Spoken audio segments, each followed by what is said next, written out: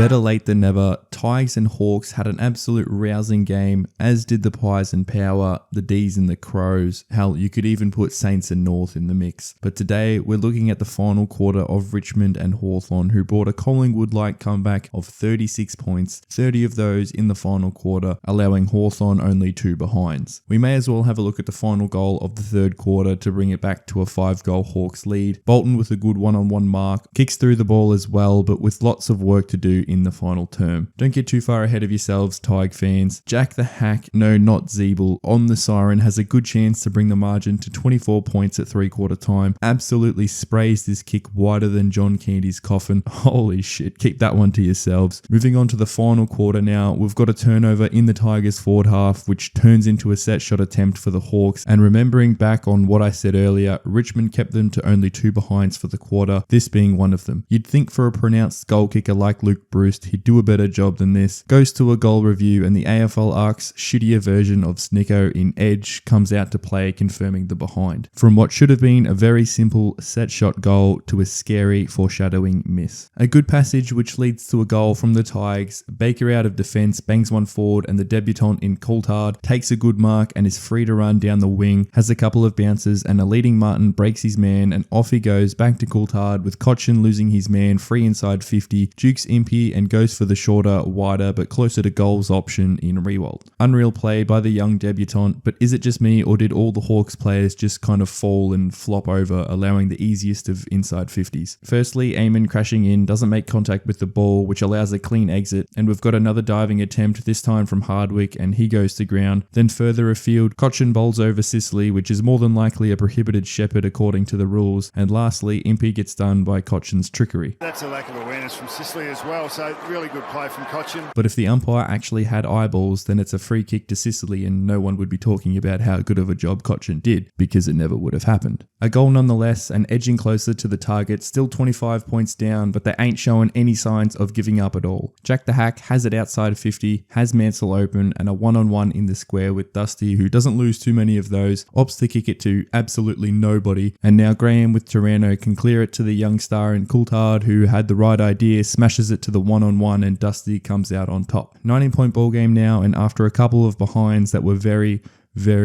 gettable, we've got a hot spinning ball in the Tigers forward 50. Newcomb on the end of it is tackled well from behind and may or may not have gotten the handball away in time. Umpire says play on. Sicily takes on the tackler, arms free to Weddle, I believe, who just has to get boot to ball, but only as far as Taranto. Crazy scenes currently at the MCG, and Taranto unloads an almighty bomb to get them within 11 with only 11 left to play. The Tigers again with a chance, and again Jack the Hack. Yeah. We've heard enough. Shut the up and skip this shit. Righto, we'll go to the only other behind in the quarter, and Bruce is that man again. On a kick forward off the hands of Long, Bruce looks inside 50 with what he thinks is not a lot of options on and snapping a shot from 40 out. And we'll pause it there because I can see 4 players wanting the ball, and I know it's the heat of the moment and you're experienced and you can cop it on the chin if it doesn't go your way, but this could have been thought out better with the dish to Long or the big man in Reeves, even a centering kick to the goat in Lewis, but decides against them and comes up $1 short. We now fast forward 2 minutes on the clock because all happened on the scoreboard and copyright is a bitch. Tigers again surging towards goal with Hopper to Bolton, who swings one around to the top of the square, and McIntosh takes a well-earned mark and quickly on the boot for a goal, and they have now brought the demolishing 36-point margin back to 5 with 2 left to play. An almost mark by Saldo, and the ball is locked in, or what should have been locked in by the Hawks is cleared to literally the worst person it could have gone to, and Dusty heaves one around the corner towards the goals, and a spoil and some friendly fire by the Hawks allows Baker to run onto it and take everything into his own hands to have a shot, and holy they've hit the